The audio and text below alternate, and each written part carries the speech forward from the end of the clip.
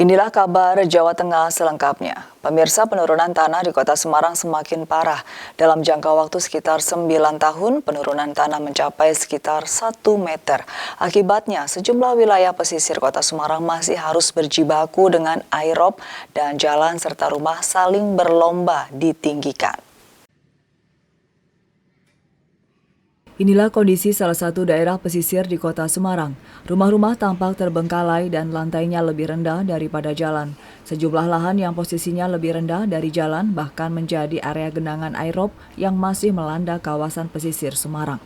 Sejumlah warga yang bermukim di wilayah pesisir Tambak Lorok merasakan betul penurunan tanah ini. Rumah-rumah yang mereka bangun hampir setiap 4 tahun sekali harus ditinggikan lantainya dan harus berlomba dengan peninggian jalan. Bahkan sejumlah rumah tinggal menyisakan beberapa meter dari atapnya dan saat akan masuk ke dalam rumah, penghuninya harus merunduk. Ya dampaknya itu penurunan tanah kalau ratan sudah airnya naik, kita tuh rumah naik. Nanti kalau sudah rata semua, ratan itu kena air, rumah naik lah. Minimal itu kalau naik kan itu saya uruk 2 kali, berarti 60 cm. Proses penurunan tanah di Kota Semarang tercatat oleh pengelola rumah pompa Kali Semarang, di mana di rumah pompa yang dibuat tahun 2012 tersebut terdapat alat ukur penurunan tanah secara manual.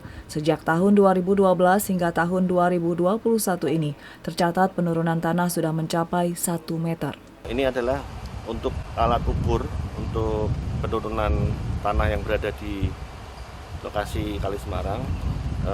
Dibuat tahun 2012, yang dimana tahun 2012 itu berada di titik yang paling atas.